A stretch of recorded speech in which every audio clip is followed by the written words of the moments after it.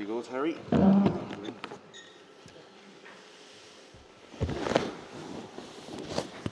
Okay, Terry, again, congratulations on the film. I was glad to be able to watch it a second time, because like any good film, you start to see the layers and things start to reveal themselves. Before we discuss the film, I would like to start out by just talking about your kind of career and your first feature film, Charlie Casanova. Because for me, that film, in terms of Ireland, was one of the first films that really garnered a lot of interest online. You put up that post looking for cast, looking for crew, people responded, and it happened. Can you just give us a little bit of an overview of that process? Okay. I presume that the people who are in the room are filmmakers, essentially, on some level, actors, writers, directors. So, because the rest of the fucking public left going, what the fuck was that? Imagine going to Nigeria and playing a film about Irish dancing. Like, that's how absurd this scenario is. But in terms of, again, it was a film called Charlie Casanova. It was a fucking absurd journey, but it was the idea of going, is it possible for a bunch of people who are not part of the system to recognize that maybe we are capable of building something beyond the system? And to some of the people who were in the film are in the room here, but Charlie Casanova was a tiny, tiny film that was made for less than €1,000 and ended up getting picked up by Studio Canal for international distribution. And apparently that's a revolutionary act. But the film itself was fucking despised beyond comprehension. And the filmmaker, who just happens to be me, was fucking set up as a poster child for everything that is far right, everything that is blah, blah, blah, all the bullshit that came afterwards. But the reality is that the situation not only hasn't changed, it's actually gotten better. Cody Farron, he's become the motif for this fucking festival. But it's really interesting that I remember your name. But I don't remember your name, I remember your character, I remember your fucking spirit. I remember you were simultaneously incredibly curious, insatiably driven, but utterly refusing to take horseshit. I remember going, this motherfucker is the future. Thank God it's proven to be true. But if we're making films, if we're trying to make something outside the system, we have to recognize that the system is designed to stop our films happening. So we have Maurice O'Carroll in the room. Maurice O'Carroll is an extraordinary fucking human being, and it'd be embarrassed me saying this in front of him and in front of his missus, who thinks we're having a gay lovers relationship. But Maurice O'Carroll just made a film called Swingbout. And Swingbout is the first film that I've seen in probably a decade, whereas it's a feature film that has broken all the rules, not to break the rules to be a cunt, but to break the rules because the rules wouldn't allow him a seat at the table. This film is now entering its second week in the cinemas. It's going to go into a third week in the cinemas. And Charlie Casanova kind of had that gauntlet thrown down to it, which was, is it possible to make a film that is driven by a deeply, profoundly personal aesthetic? Is it possible for that aesthetic to break through into the kind of language that, you know, Hollywood and so on and so forth controls? So despite the fact that it was a film that ended up being savaged and, you know, I was personally attacked and all that kind of stuff, the reality is that it's still possible to this day, and Maurice is fucking living proof of it. It's still possible to make an incredibly independent piece of cinema that captures the imagination of the audience. Now, I know the film you saw tonight, I know it's a difficult film, I know it's all those things. I'm under no illusions. This film has no right to exist, frankly. But it's really exciting to know, and again I give Cody as an example, but it's really exciting to know that it's possible for a bunch of unknown fucking miscreants to come together and somehow make something against all the odds, and it ends up being something akin to Swingbout. And by the way, for the record, Swingbout, I'm mentioning Swingbout because it's a wonderful film, you need to go and see it in the cinema and support it, but also Maurice was a profound part of this film. This film never would have existed We had to film it in Nigeria under obscene circumstances. I had 3 people with submachine guns standing around me every time I made any kind of step forward or backward or to the side. And these were wonderful people, by the way. Like, I mean, incredible people. But the idea of making a film in those circumstances in Kano, which is in northern Nigeria, and Lagos, we had, not only did we have no right to make this film, there's a whole bunch of people who wanted to stop us making this film. Then I had to smuggle the material out of Africa, get it back to Ireland with no money, and for the record, I hope this has been recorded by somebody, but for the record, with zero support from Screen Ireland, despite all this diversity, equity and inclusion nonsense, fallacy, lying horseshit.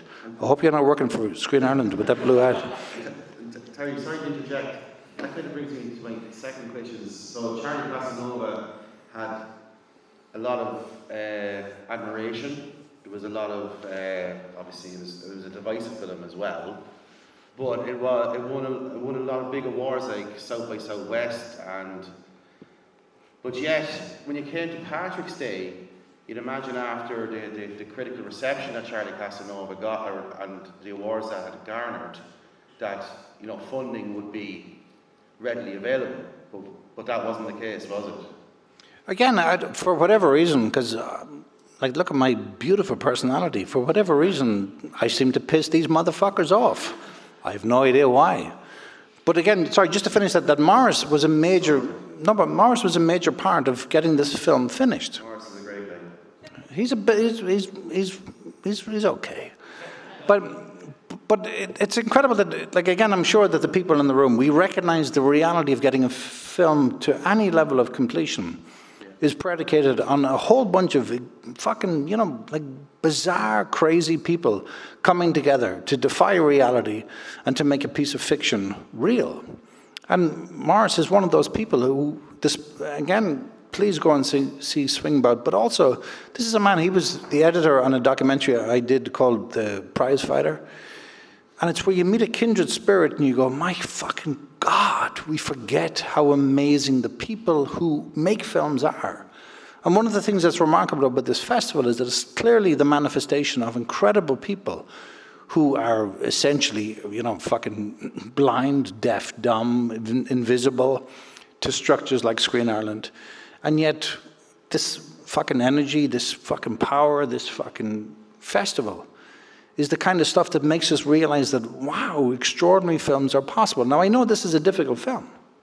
It's a film it's like something from the 70s. And every screening we have, it's a different fucking screening, and this film has no right to exist, and so on and so forth. I know all that.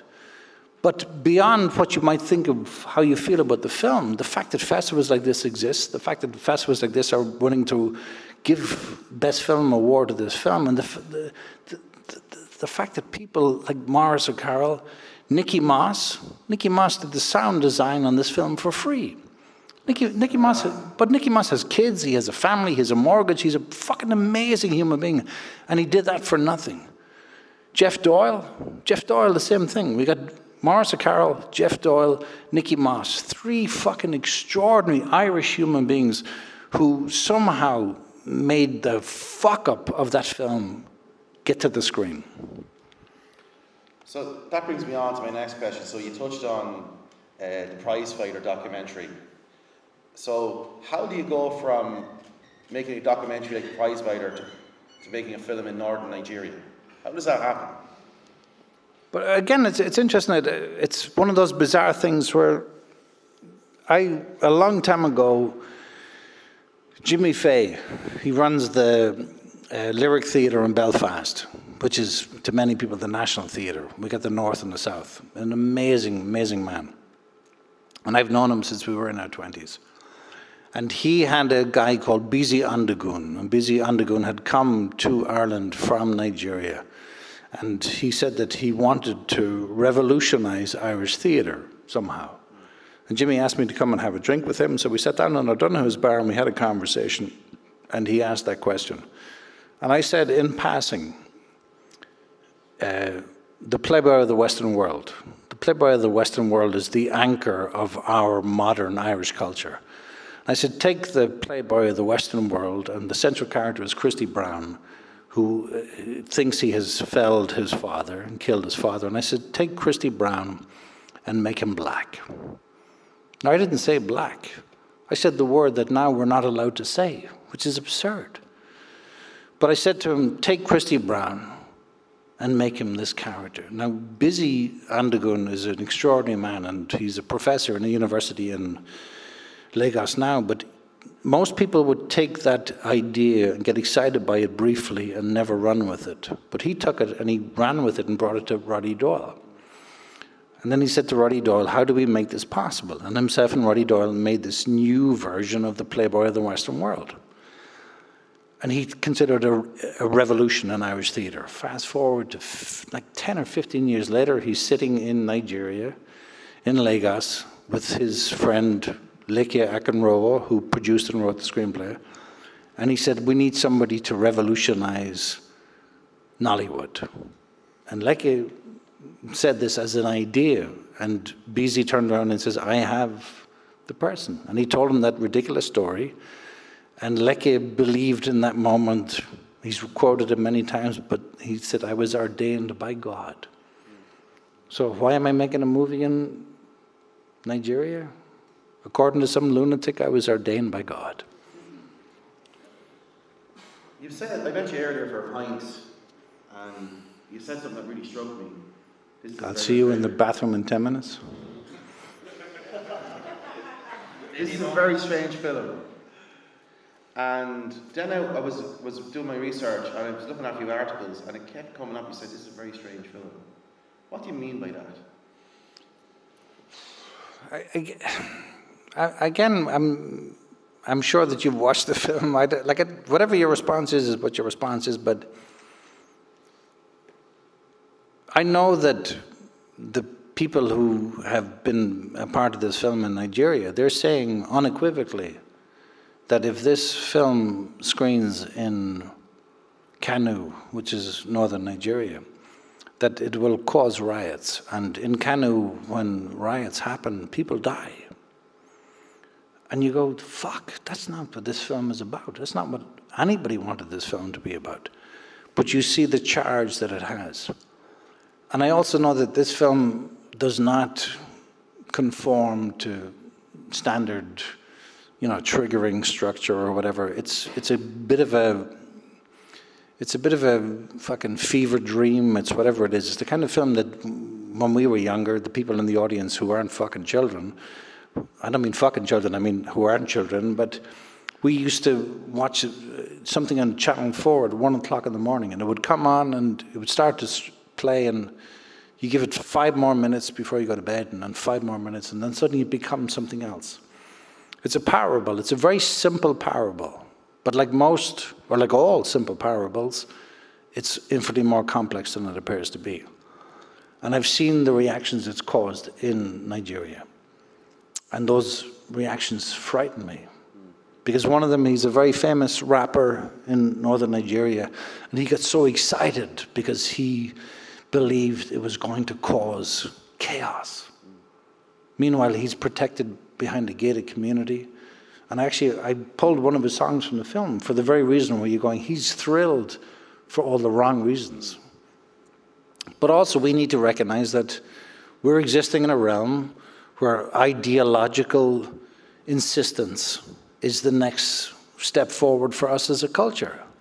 And we're going to blindly walk ourselves and our children into a realm of danger that we can't even begin to comprehend, where reality is maliciously misrepresented to suit the ideologues behind it.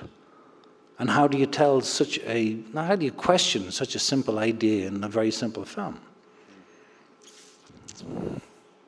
Nigeria has a population of 245 million people, and it has 287 languages.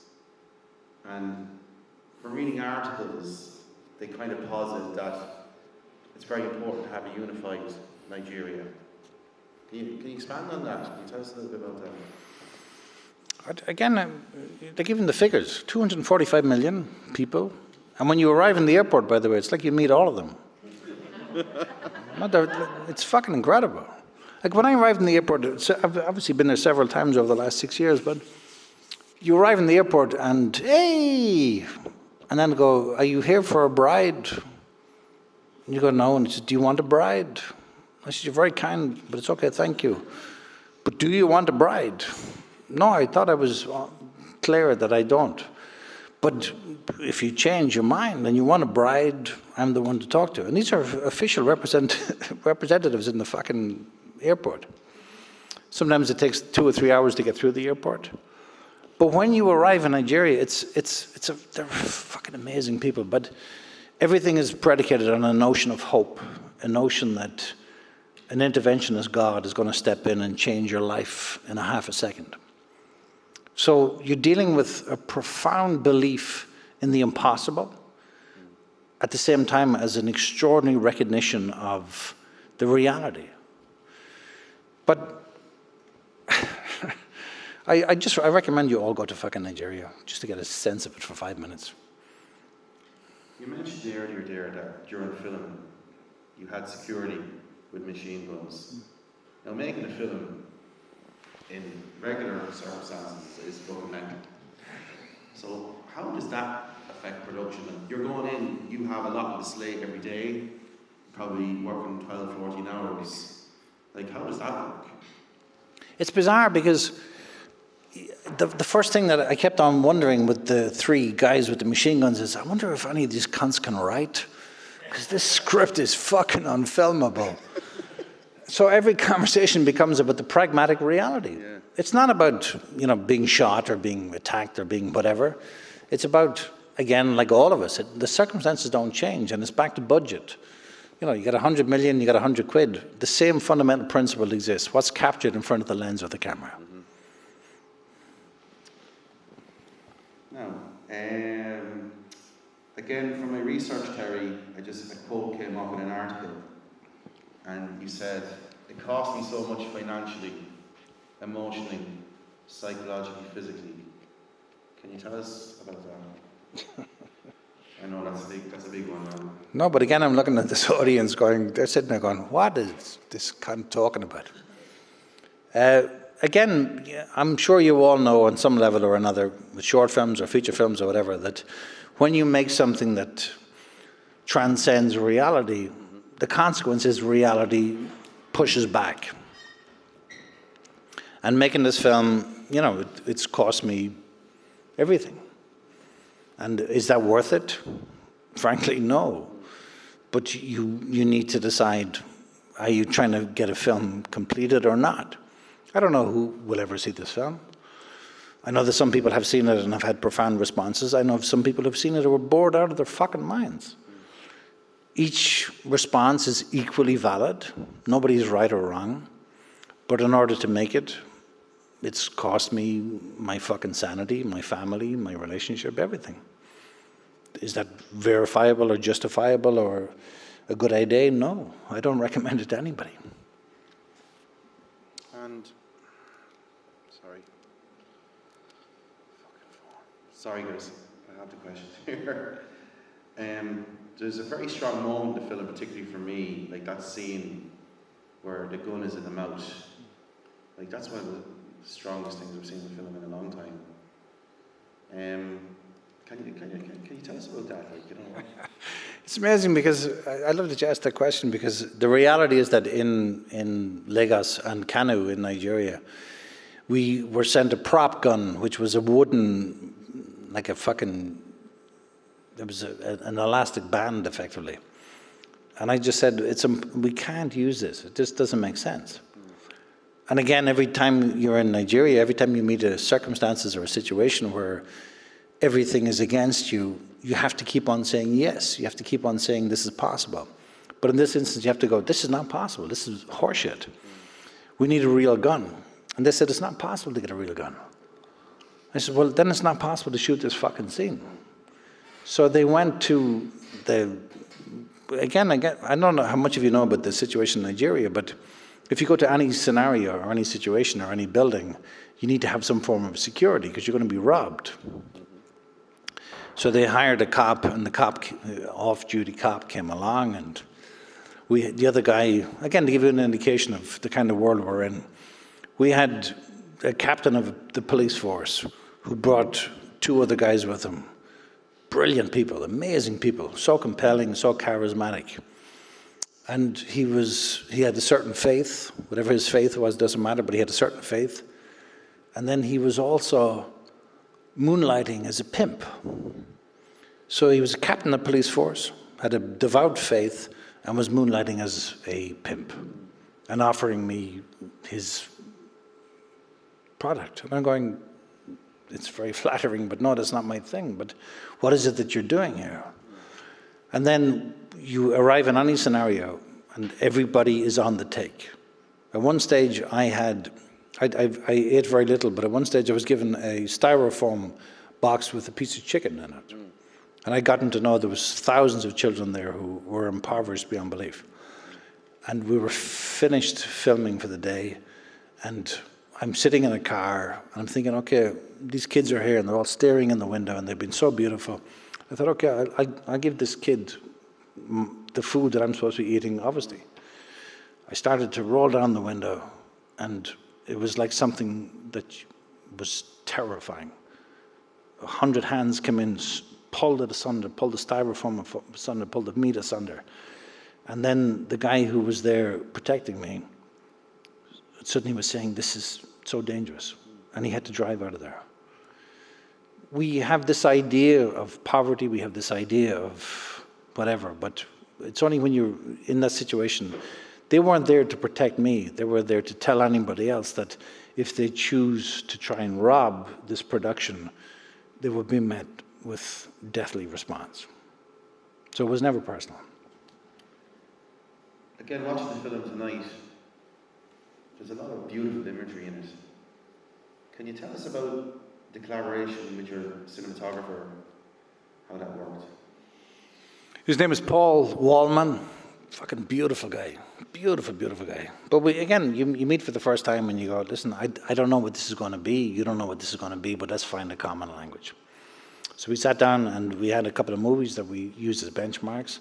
But I also wanted him to recognize from the outset that if we're limited to a specific visual approach, we're fucking dead anyway. So I needed him to be able to be capable of taking the physical camera into any scenario at any given moment. And I told him, no matter what you think is possible, don't look to me for permission. Find that moment, because we only have seconds to find it. And he did a great job.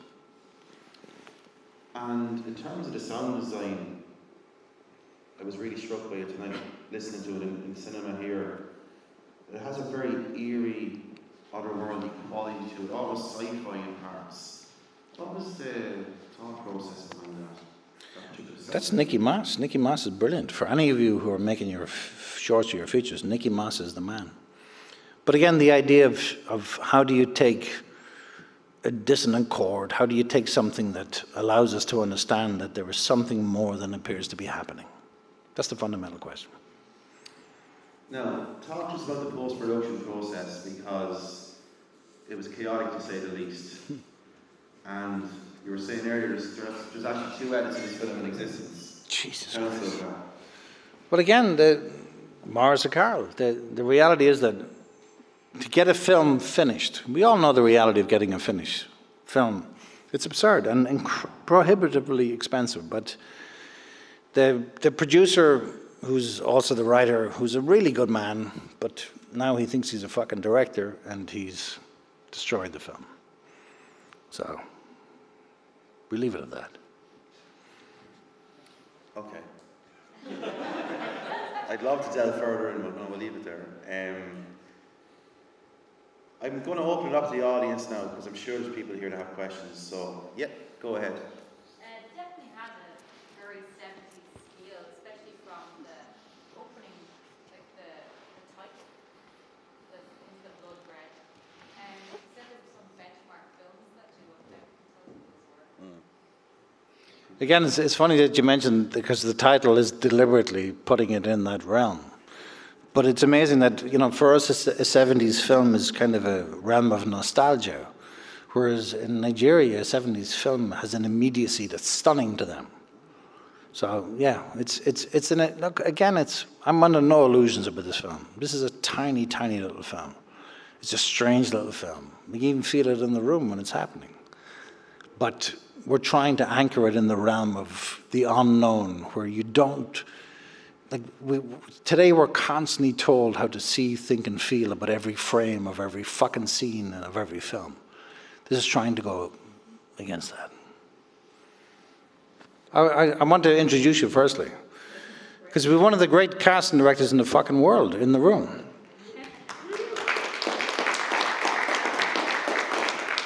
So I'm going to attempt to answer it first, because it's a great question, and then with permission, I'd like you to carry on from there. Is that okay? When you're dealing with, we had incredibly experienced actors on the film, and we also had actors with no experience whatsoever. And the idea of drawing those two disparate, opposite forces together is part of the function. Thanks fucking for coming back. The idea of bringing those two forces together is part of the responsibility of the director, but the fundaments don't change. And the fundamentals, regardless of how incredibly experienced you might be, some of which these actors were, or how inexperienced you might be, the idea of a simple objective. What do you want? What's stopping you getting it? And what are you prepared to do to get it? And the idea of an objective is, it's something you want. We all understand what it means to want something, but it needs to go beyond that. What do you want? And what is it that you are willing to do that you never thought possible to achieve it? Then that inspires the imagination. So the experience or the lack of experience becomes secondary to the impulse to find that discoverable moment. What do you want? What's stopping you getting it? And what are you prepared to do to get it? And again, back to the objective. Objective is something you want, and you may not necessarily know it yet, but it is something you will become willing to fucking live or die by. Now, everybody understands that. You don't have to be experienced or inexperienced to understand the yearning to make something impossible happen. So in this film, the two leading women were both first-timers in front of the camera.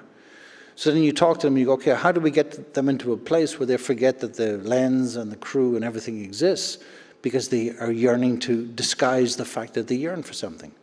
Then you talk to the most experienced among them, who are indifferent or blasé, and you go, how do you get them to be hungry again, to yearn for the fundamentals of acting?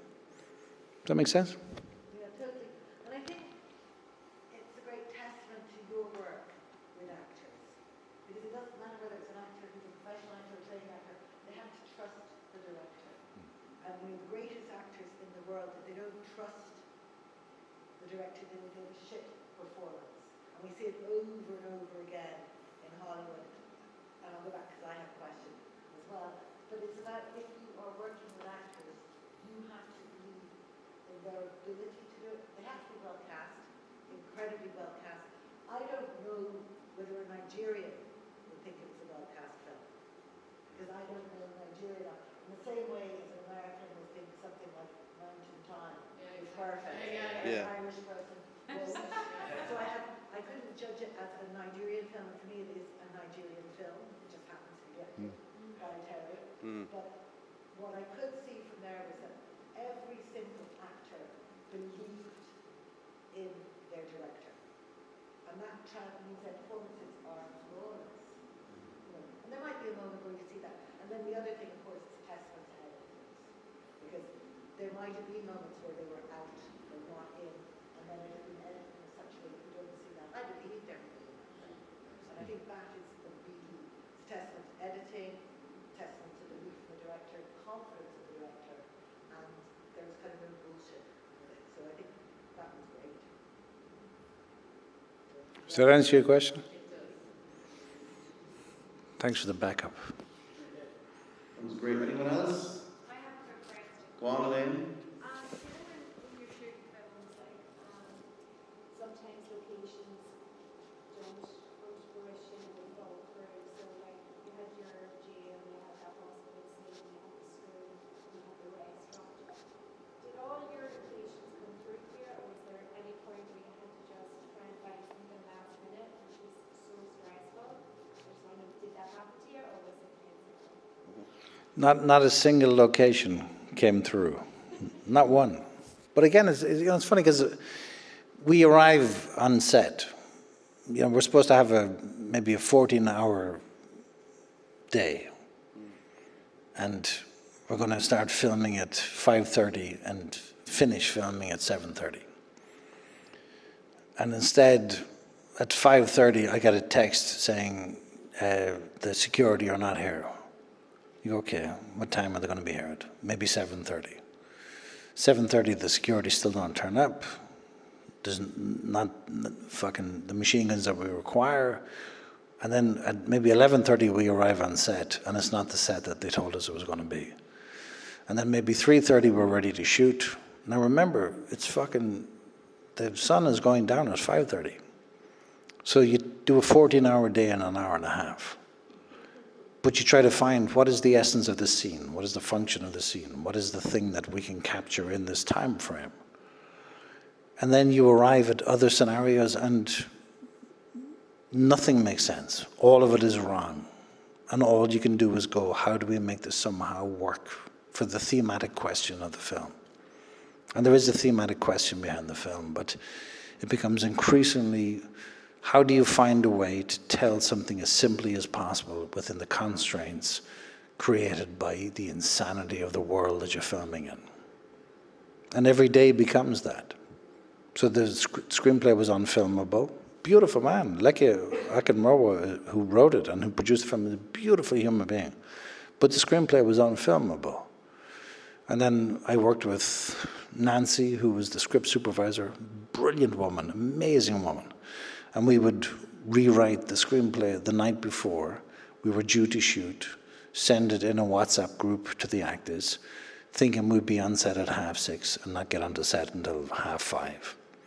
But the actors, just like everyone else in the crew, everybody else in this film, they kept on making impossible scenarios somehow happen. So every location was wrong, every problem imaginable was there, and every time we tried to defy the limitations, it ended up becoming the film you saw. That make sense? Anyone else? Yeah, Lucy. Yeah, no. Have you reflected on the fact that, most European film directors and Irish directors in your situation go to make an American film, and you've gone to make an African film, but you would have had the same problems if you'd gone to make a big studio. You wouldn't have had the same problems, but you would not have been able to tell your story in such an honest way if you'd gone off to a big studio budget. And even though you'd have had all the money in the world, you would have had a different kind of security. You'd had a load of wankers telling you what to do with your film in a way that you didn't have in this, although you had different problems. And do you feel like you had more artistic or less artistic freedom just to be making an African film instead of an American film? Well, it's funny because I remember at one stage there was a problem and the crew weren't getting fed. And again, you're trying to be as amenable as possible. But I remember going and saying to the executive producers and the producers, this is not going to happen. It stops now. I'm not going to direct another frame until these people get fed. And I did it as discreetly as possible, as quietly as possible. And the consequence was that the crew got fed. But then the crew changed their perception of me, not necessarily their behavior, because they're complete fucking pros, but their perception of me altered. And then they're willing to go down the line on a level that money could never buy, that power could never buy, that awards could never buy, because they see somebody who might be a different skin color, but somebody who understands what it means to be fucking hungry, and somebody who understands what it means to get fucked over by producers, and somebody who understands what it means to have no money made available to the creatives who are making the fucking thing, while the people who are funding the thing are on fucking, expense accounts in five-star hotels and paying for fucking big fancy dinners.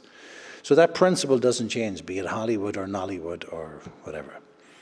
But the same principle that we need to always fucking understand is, how can you capture a truthful moment in front of the lens of a camera from somebody who has no idea what's going to happen next? And for better or for worse, despite all the technological advances, the humanistic heartbeat of a human being making a decision that confounds them in front of the lens of the camera still hasn't changed. And it doesn't matter if it's Hollywood or if it's Nollywood, it matters that you have the fucking yearning to capture that moment. And that's all I give a fuck about. More and more every day, it's all I give a fuck about. And for better or for worse, whatever problems there might be with the film, I think it's undeniable that particularly these unknown actors, took a risk and fucking entered the realm of the unknown. And as a consequence, they're so fucking proud of this film. I can't exaggerate to you how much it means to them to be a part of it. And in Ireland or whatever, in whatever context a film festival might exist, it's a new anomaly to us. For them, it's a fucking staggering experience. And that's born out of the belief that an unknown person can still have the power to make us feel like we're in the presence of a movie star. Amazing. I think we have time for one more question, guys. Yeah, Jay? Were there any of the crew were kind of like new to it, or were they all pros? Oh, most of them were new to it. Most of them were new to it. I think it comes across in a positive way where they're not set in like the ways it should be done, and it kind of comes in. Some things are unorthodox, and that actually helps with the style of it, I think, when you're watching it. And so to follow up with that question, did you feel like some good ideas were coming that you had, or good ideas on how to tackle certain kind of scenes or ways to do things when trying to problem solve all the issues you had, that they were able to come together and come up with some original ideas to be able to help push things forward? Again, it's amazing that, it doesn't matter whether it's a major production or a minor production. The fundamental capacity to create an idea that captures the imagination of everybody doesn't change. And it really doesn't matter who it comes from, how inexperienced or experienced you are. A good idea is contagious in a beautiful way. So absolutely, any fucking time anybody suggested something that made any scenario better, I swallowed it whole. And then you got the opposite. You got some people who are adamant that an idea that you had 6 months ago requires extraordinary interrogation now, 2 minutes before we're shooting. And you have to find a way to go, I really appreciate what you're saying, but shut the fuck up. Man. Folks, thank you so much for coming to the screening. I really, really do appreciate it.